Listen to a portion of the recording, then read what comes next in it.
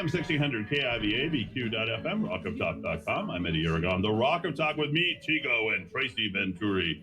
The Venturi Realty Group from Keller Williams Realty. All you have to do is pick up the phone, dial them right now.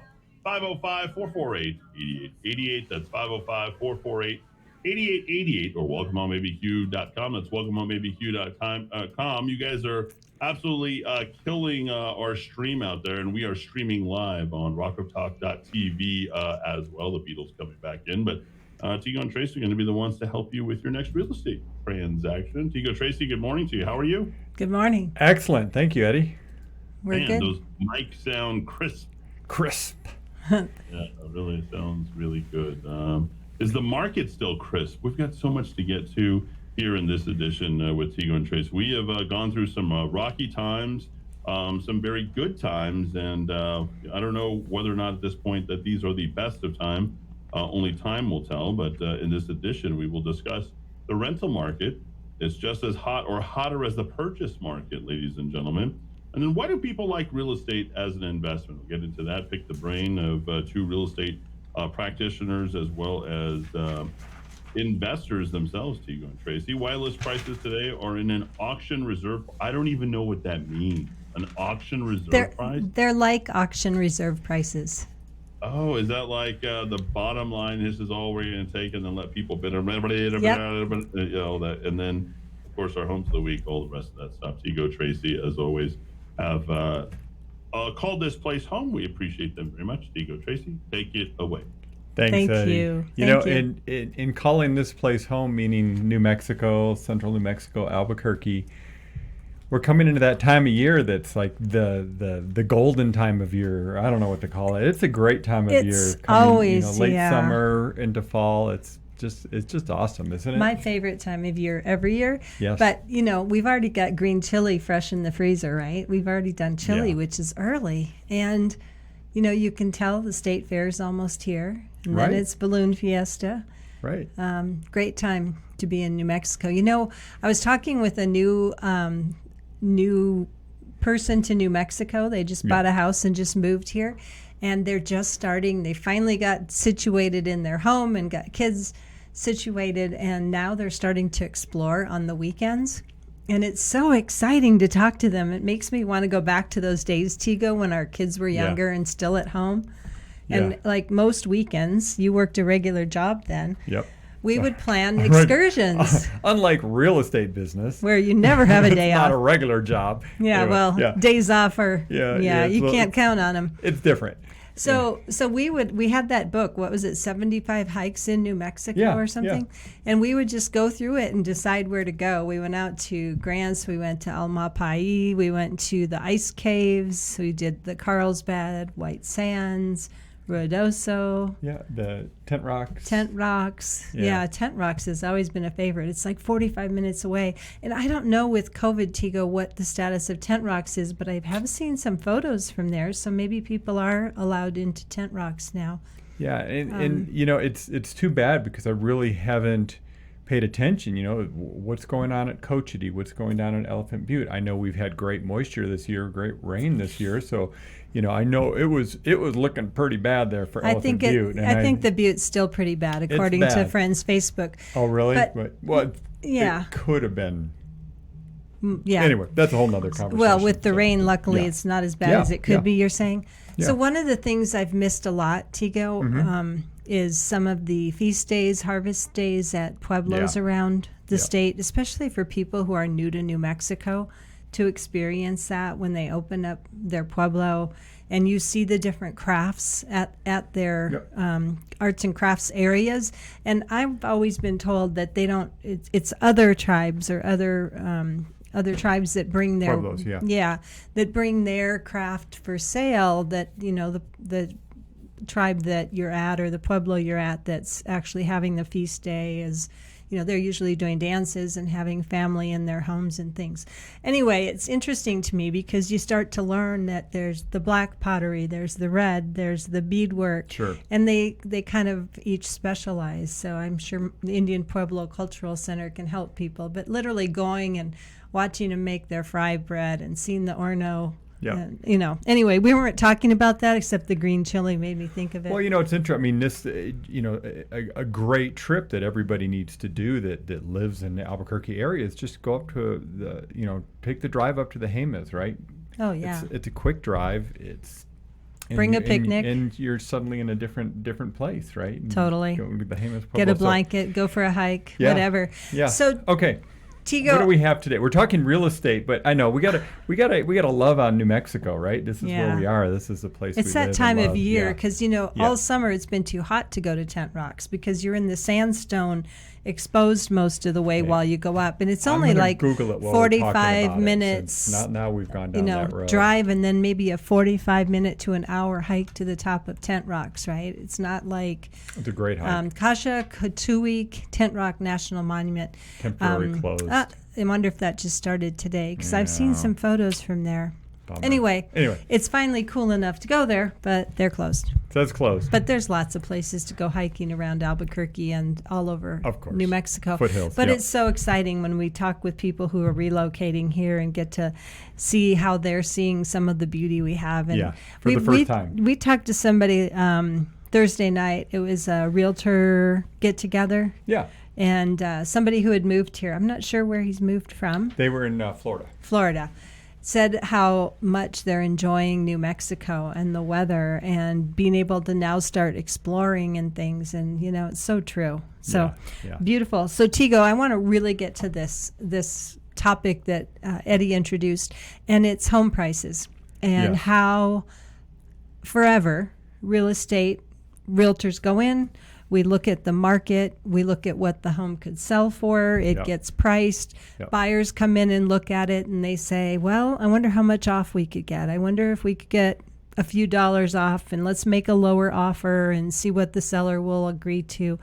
Now, listing prices are more like a minimum reserve price on an auction. So remember years back we used to get things on eBay. I know eBay's still a thing, but we haven't used it lately. But they have a minimum reserve, a lot of those different things. Or if you go to a live auction, which are really prevalent where we're from, in Minnesota and Michigan, back east, Midwest, a lot of auctions.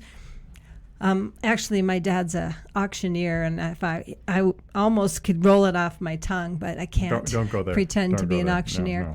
No. So, house prices today are really like a reserve price because 50% of them, according to Lawrence Hoon, the chief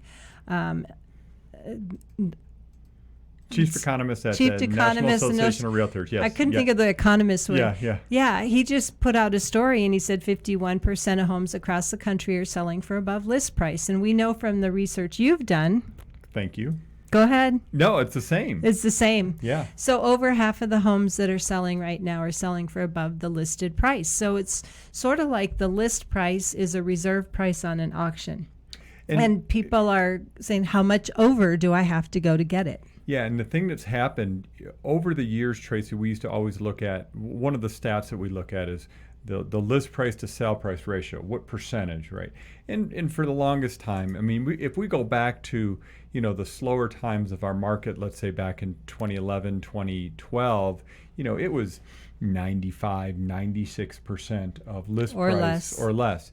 And understand that's after there's maybe been some price reductions. Right. In the last few months, we're above 100%, which means, again, more than 50% of the homes are selling for more than the currently listed price. Now, that brings in some challenges. We talked about that with some of our lending partners at our team meeting the other day. But your point you're making is the list price is just kind of maybe a starting point, and it may be not a starting point to go down. It may be a starting point to go up. Right. So that's the shift from the old, the past forever in real estate, right? In home purchasing is instead of it being, well, how much lower can we go to get the house? Now it's how much above do we have to go? And that's been a huge shift this summer, and it makes everybody uncomfortable. Well, let's just be clear on this. So we also said it's only about 50% or a little bit more than 50%. So that means the other 50% or 49% or whatever it is, 48%, aren't selling for over list price. So it really takes knowing what's going on in the market with that particular home in that particular neighborhood and what type of demand there might be for that particular product, right? Absolutely, and I've read that. But the other thing is, it might make a difference on who you're working with and how much experience they have and how much communication you have with the listing agent, because the listing agent should know if you're having a lot of showings. They should know if there's a lot of calls coming in saying, hey, I'm going to be writing an offer. But if your buyer's agent, takes the time to call the listing agent to find out what's going on, then you can help strategize and put the right offer together. And maybe you'll find out, wow, this house doesn't have other offers, and this house isn't going to need a above list price offer. And what you're saying is, when it's done right, you're not going into writing an offer totally blind. Correct. You have some information to work with. Right. And a lot of times as a listing agent, there isn't a phone call from another agent to say, hey, I'm writing an offer. So it's not 100% foolproof, but we typically have a handle on it. Yeah, got it. Next topic, Tego. Let's talk about rentals. Yeah, let's talk about rentals. And I've got two subjects here that kind of talk about rentals and then also the other side of it, in real estate investing. But let's talk about the rental market. Tracy, you and I, obviously, we own rental properties here in town and elsewhere. And I can just say the rental market for Albuquerque is pretty crazy. It's, we talk about the resale market, and we just had this conversation about homes selling for above list price. Well, the rental market is just as nutty in many ways. I should probably turn off my cell phone when I'm on the radio. One of the things that we really want to get to when we talk about rentals, besides that rents have gone up, is I just had this conversation this week too with somebody. They called and they're not sure if they are going to be able to qualify for a loan for a house that they want. And so they said, I may need to rent. And so I was warning them to be really careful about rental scams, because they're still out there in full force, right? So let's talk about that. But before we do, I want to just say the rental market is extremely tight, meaning when a good rental property comes on the market, or in many cases any rental property comes on the market, there are people out there waiting, and there's usually a frenzy of people trying to get that property. So not the same as in the sale as like a bidding war, but basically it's an application war. People putting in applications and saying, I'll pay more deposit, or I'll even pay more rent. We're seeing some of that. Yes, we are. Because of the fact that people are so desperate to find a property, unfortunately, the scammers are taking advantage of that. They really are. And so tell us some of the common scams out there if you're a renter looking for a place to rent, things to watch out for. Sure. So if the rent seems too low for the property, it probably isn't a real property manager. Depends on where you find it, but a lot of those, like Craigslist type online. Any place that allows somebody to post an advertisement for a property for rent that doesn't cost that person to post that property should be red flag city. Beware, be very careful. So things like Craigslist, Facebook ads, OfferUp. I don't think OfferUp actually does rentals, do they? But anyway, you know what I'm talking about. So it's any of those type of, online bulletin boards where you can post things for rent. And if somebody can literally go in there, create a fake profile, go grab some photos of maybe a home that's listed for sale or a home that's listed for rent, post it on there. They can be totally anonymous because they can just create a fake email address, right? You just got to understand it's really not that hard for somebody to create a fake home for rent listing. Right. So a lot of other red flags, right? So besides maybe a low price, some sort of hardship, why they need to rent it quick, why it's lower price, they're just looking for a good family. We had to leave the country, or we had to leave and the house is, available. We just want a good family. Why they can't meet you at the house. Why they can't meet you. But, they've changed some, Tego. Some people now will actually meet and give keys. Sometimes we've seen where they've rekeyed a house. They take your first month, your last month, and you never hear from them again. So be really careful. The multiple listing service allows us to put rentals on there, and not that many are on our multiple listing service, but they have to go on by a realtor. One of the other red flags, just real quick, and then I want to talk about, okay, where can people go that are looking for things to rent? Where can they go to find stuff? So first off, one of the other red flags is if you go to the house and it has a for sale sign out front, because drive by. Over the years, Tracy, how many times have we had people calling us that went up to a house we have listed for sale and said, I was going to rent this. Somebody said this was for rent, or the quote, the air quote, owner said this was for rent, and they drive up and they have our sign out front, right? And honestly, Tego, I've seen those online for rents, and it says, please ignore the for sale sign out front, because don't tell the realtor that I'm also trying to rent it.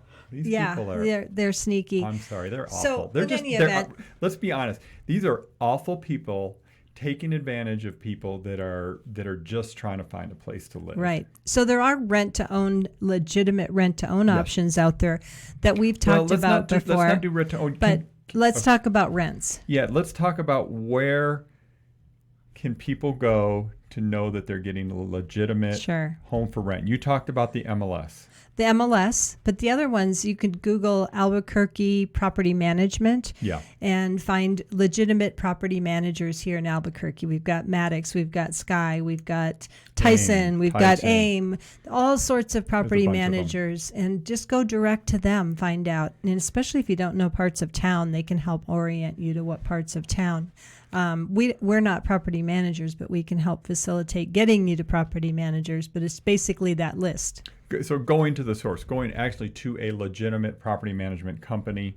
There are ways that you can interact directly with a property owner. And let's be real. I mean, there's a lot of small, like us, landlords that own a few properties that are, that don't hire a property management company to take care of the property for them. So, you just have to have your spidey sense up, just if it doesn't sound right, then maybe it isn't. Right. Check in.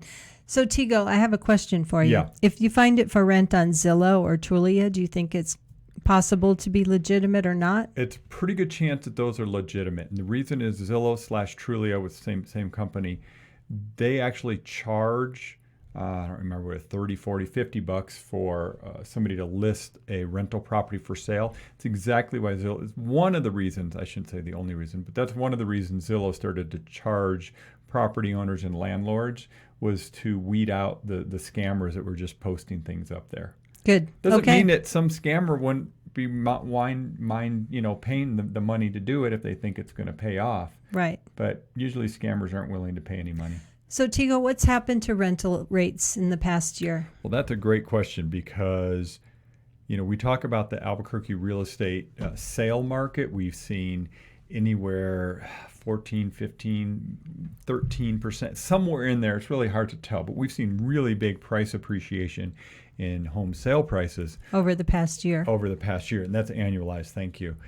Rents, same. It's almost identical. It's actually maybe even a little more, 14, 15%. Every person that I know that owns rentals or is a property manager is just, everybody's like, I can't believe what things are renting for today. And of course, anybody looking for a place to rent is probably saying the same thing, going, I can't believe what things are renting for today, just because the market is very tight. We do have people moving into the city, into the, the metro Albuquerque area that, it's this whole, snowball thing, right? We don't have enough homes for people to buy. They got to live somewhere. So the rental, so it's driving both. We just have more people than we have places for them to live in the Albuquerque area. And that's going to drive prices up on both resale and rent.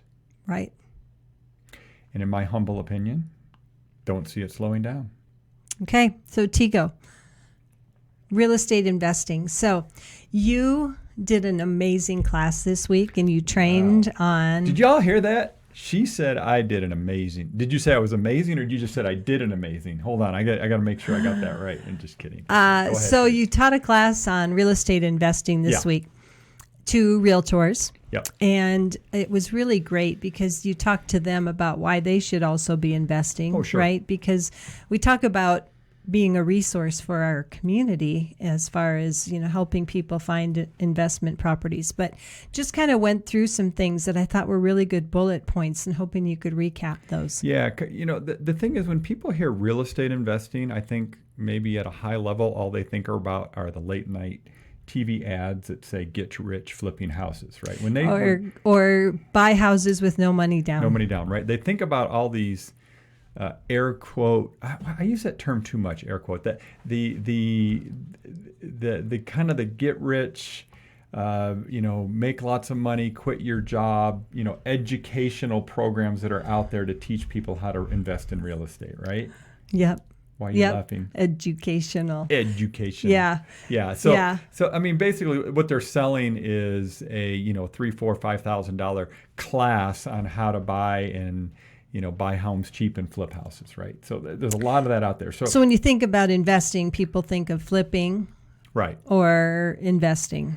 Well, it kind of breaks down into two very broad categories, and understand within these two categories, there's a lot of subsets as well. So you've got the now investing and the tomorrow investing. And so when we're thinking about now investing in real estate, that's the flipper. That's the person that buys a distressed property, goes in there, cleans it up, makes it beautiful, resells it, and makes a profit. Now makes a profit. Then now investing. So that's now investing, right? That's like a job, right? That's like regular, money for now. That's regular income. Yes, that's money for now.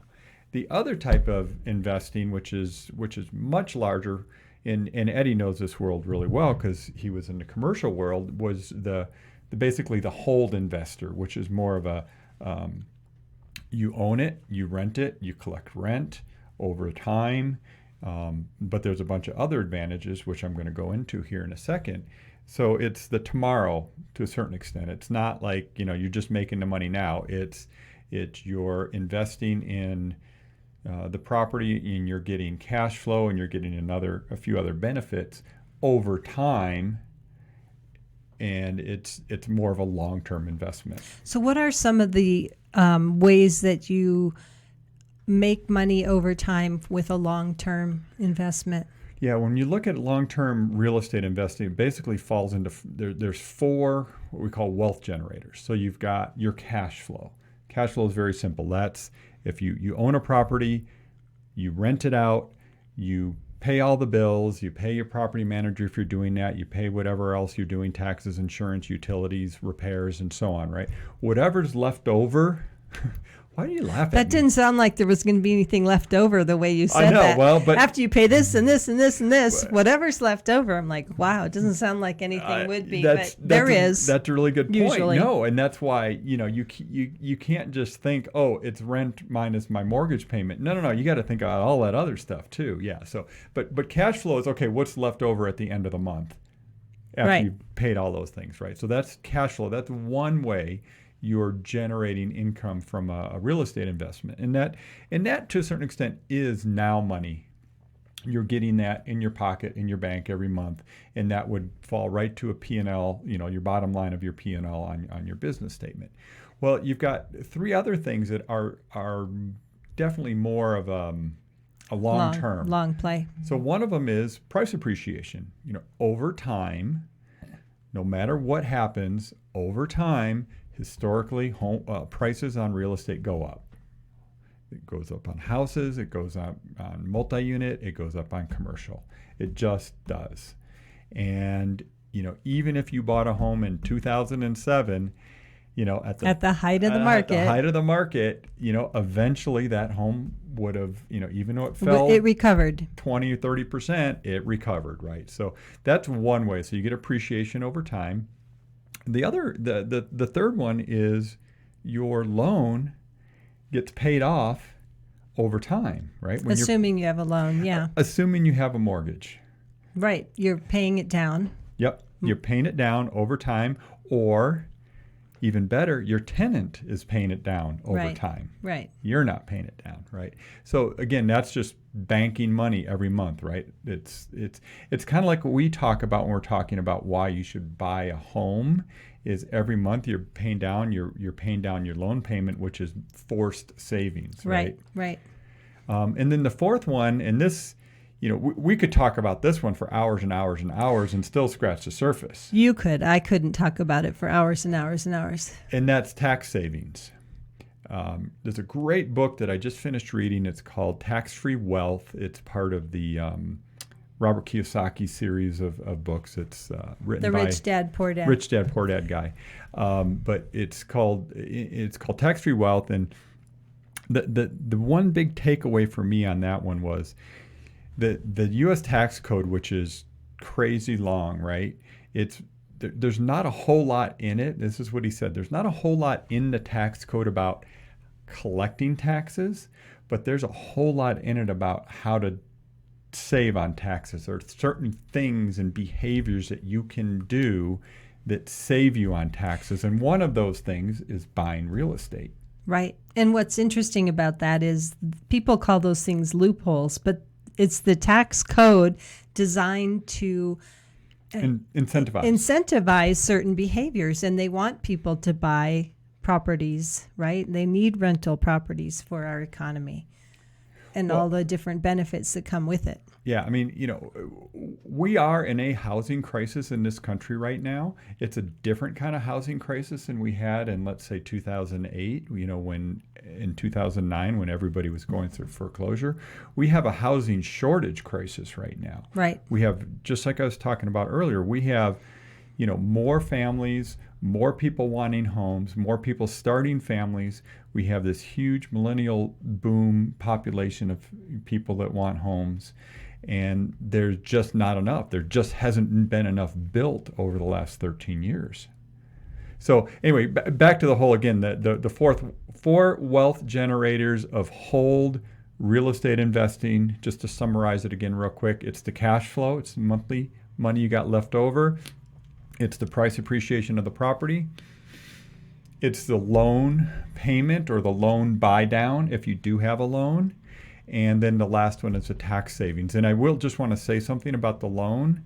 I'm a huge proponent, and I think most people that have spent a lot of time researching and understanding real estate investing, getting a loan on the property. I know, what's his name? Dave Ramsey. Dave Ramsey's not going to like this, but loan leveraging against a property, getting a loan from a bank, especially when we're talking 3.5% mortgages, has some huge advantages.